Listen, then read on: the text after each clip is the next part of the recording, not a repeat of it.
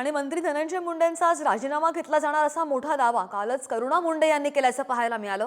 आणि संतोष देशमुख हत्या प्रकरणी वाल्मिक कराडला आरोपी केल्यानं मुंडेंच्या अडचणीमध्ये फार वाढ झाली आहे। अधिवेशनाअगोदर राजीनाम्याची घोषणा होणार असा दावा सुद्धा करुणा मुंडे यांनी केलेला आहे। आणि काल त्यांनी फेसबुक पोस्ट केलेली होती आणि ही फेसबुक पोस्ट बरीच चर्चेत आहे।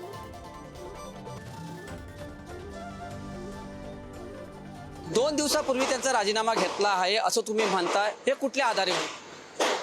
जे सूत्राकडून मला माहिती मिळाली आहे त्याच्या आधारावर मी बोलते।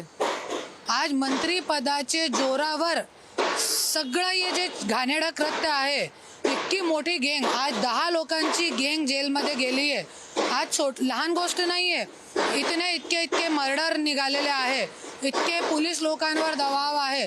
पोलीस यंत्रणा, कलेक्टर यंत्रणा, सगळी यंत्रणा जे आहे हे मंत्रीचे दबाव खाली काम करताय। त्याच्यासाठी त्यांचे राजीनामा घेण्याची खूप गरज आहे।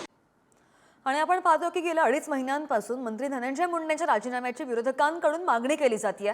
मात्र यावर मुख्यमंत्री देवेंद्र फडणवीस आणि उपमुख्यमंत्री प्रथमच एकत्रित आपली भूमिका त्यांनी स्पष्ट केलेली आहे। नैतिकतेचं अधपतन झाल्यावर राजीनामा घेऊ असं देवेंद्र फडणवीस यांनी स्पष्ट केलंय, तर आरोपात तथ्य असेल तर दखल घेऊ असं अजित पवारांनी म्हटलंय।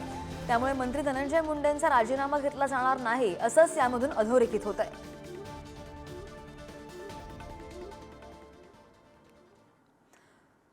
दरम्यान मंत्री धनंजय मुंडेंच्या राजीनाम्यासंदर्भात मुख्यमंत्री देवेंद्र फडणवीस आणि उपमुख्यमंत्री अजित पवार यांनी काय म्हटलंय ते सुद्धा पाहूयात। राजीनामा द्यावा की नाही द्यावा असे अनेक मुद्दे त्या ठिकाणी उपस्थित होतात। त्या संदर्भात भरपूर चर्चा आमच्याकडे झालेली आहे आणि त्या चर्चेअंतीच आता जे काही मी आपल्यासमोर वस्तुस्थिती मांडली ती वस्तुस्थिती मांडली आहे। कुठेही नैतिकतेचं अधपतन झालेलं आहे असं जर लक्षात आलं तर मात्र आम्ही कोणालाही वाचवणार नाही, आम्ही थेट त्यांचे राजीनामे मागू। महायुतीचं सरकार, राज्याचे मुख्यमंत्री आणि त्यांची सगळी टीम हे प्रत्येक प्रश्नाला उत्तर देण्याच्या तयारीमध्ये आहे।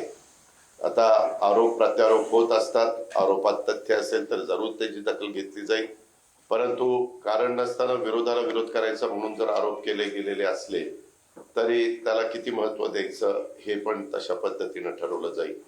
असं साधारण हे अधिवेशन चालवण्याचा मुख्यमंत्र्यांचा आमचा सगळ्यांचा विचार आहे।